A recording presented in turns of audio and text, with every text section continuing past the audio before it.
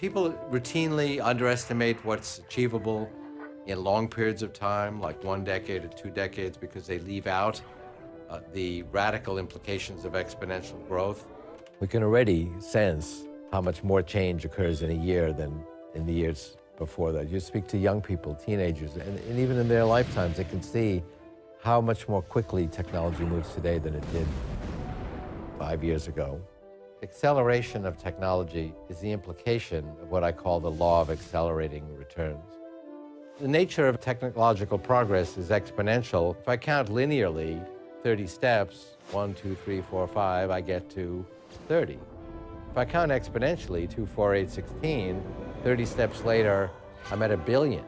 It makes a dramatic difference. About 40 years ago, Gordon Moore saw that there was exponential growth in the power of semiconductors, of chips. Basically, every 2 years, we can put twice as many components on a chip.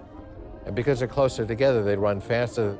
And so computers get twice as capable overall for the same price every year. We'll make another billion-fold increase in price performance in the next 25 years. And again, shrink the size of these technologies 100,000-fold. So we went from a building to something that fits in your pocket in 40 years. And the next 25 years, we'll go from something that fits in your pocket to something that's the size of a blood cell.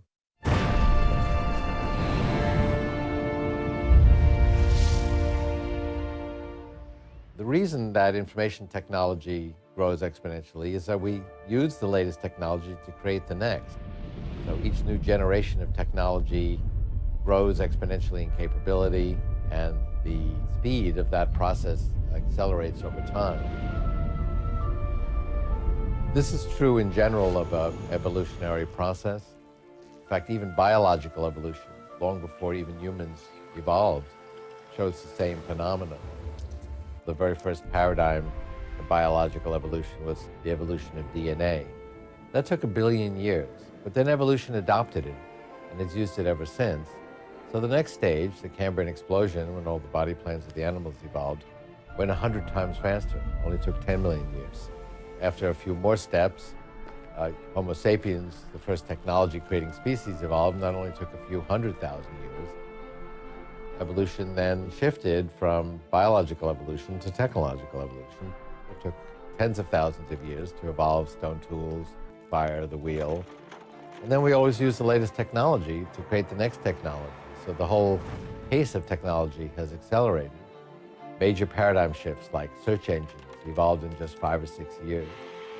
And the reason we get to a singularity, a point of astonishingly quick change, is because it's going to go into very fast gear over the next several decades.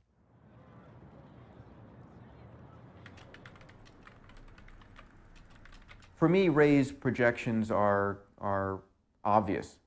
I mean, we are a young star and a young planet and a very young species in this 15 billion-year-old galaxy. People think of the human race as being this technologically advanced species. For God's sakes, we've been technologically advanced for a whole 100 years. We've been the human race for 100,000 years. We are just at the very beginning. We have so much to go. We have so much to learn. We know nothing.